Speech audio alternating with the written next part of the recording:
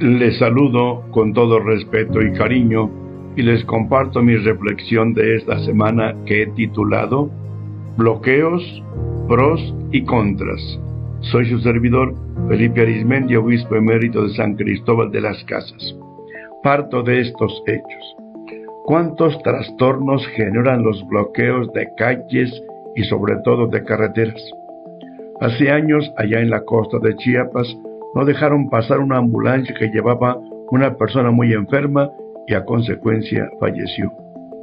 Son incontables los casos de quienes pierden un juicio penal por no llegar a la hora citada.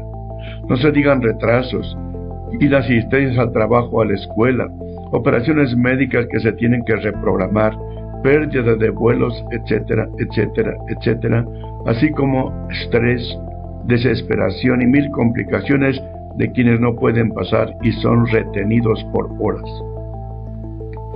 Sin embargo, muchos bloqueos son justificados porque las autoridades correspondientes no atienden las justas demandas de la población. Por ejemplo, recuerdo cuando el INAH, Instituto Nacional de Antropología e Historia, no reparaba un templo en Bachajón, Chiapas, considerado monumento nacional y dañado por un sismo. La comunidad hizo varias peticiones escritas y personales para que se atendiera el asunto, pero no se les hacía caso. Hasta que uno de los directivos locales del instituto aconsejó a los indígenas que bloquearan las carreteras porque solo así se les atendería. Así se hizo y el templo fue reparado. Estos ejemplos se podrían multiplicar por millares. Algunas autoridades solo así atienden los reclamos de la comunidad. Con todo, no es la mejor solución, por los daños colaterales que ese proceder genera en tantas personas ajenas al problema y que nada pueden hacer para resolverlo.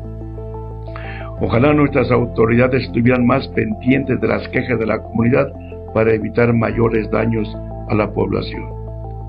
Lo podrían hacer mejor si no anduvieran tanto en muchos eventos con las autoridades superiores solo por quedar bien y por no perder méritos para seguir escalando en puestos.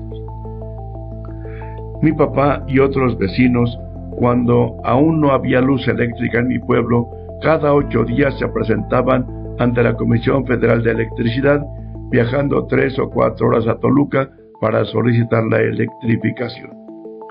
Pasaban semanas y meses y nada. Nunca tomaron la iniciativa de bloquear.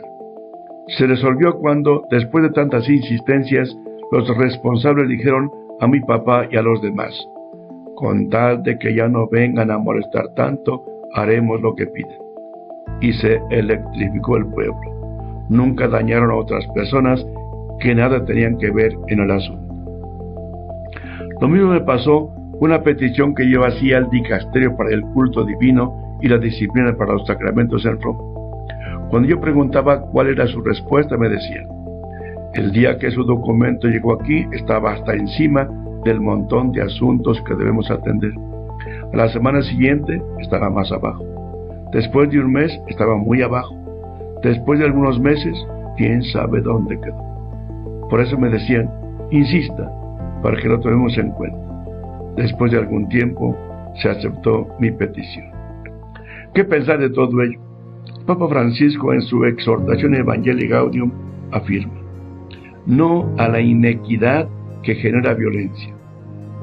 Hoy en muchas partes se reclama mayor seguridad, pero hasta que no se revierta la exclusión y la inequidad dentro de una sociedad y entre los distintos pueblos, será imposible erradicar la violencia.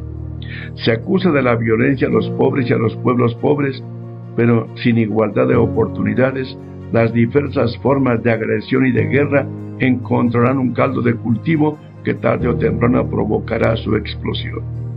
Cuando la sociedad local, nacional y mundial abandona en la periferia una parte de sí misma, no habrá programas políticos ni recursos policiales o de inteligencia que puedan asegurar indefinidamente la tranquilidad.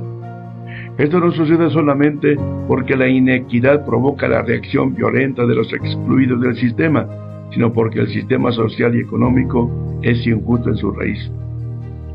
Así como el bien tiende a comunicarse, el mal consentido, que es la injusticia, tiende a expandir su potencia dañina y a socavar silenciosamente las bases de cualquier sistema político y social, por más sólido que parezca. Si cada acción tiene consecuencias, un mal enquistado en las estructuras de nuestra sociedad tiene siempre una potencial de disolución y de muerte. Es el mal cristalizado en estructuras sociales o injustas, a partir del cual no puede esperarse un futuro mejor. Las condiciones de un desarrollo sostenible y en paz todavía no están adecuadamente planteadas y realizadas. Y decían, la inequidad genera tarde o temprano violencia. La represión violenta, más que aportar soluciones, crea nuevos y peores conflictos.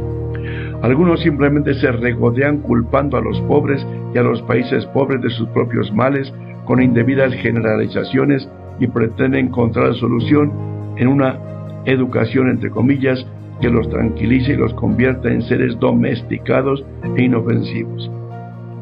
Esto se vuelve todavía más irritante si los excluidos ven crecer ese cáncer social que es la corrupción profundamente arraigada en muchos países, en sus gobiernos, empresarios e instituciones, cualquiera que sea la ideología política de los gobernantes.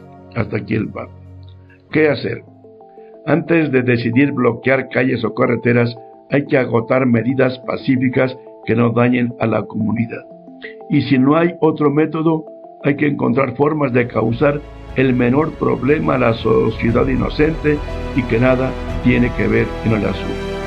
Que el Espíritu Santo y la Virgen María nos ayuden.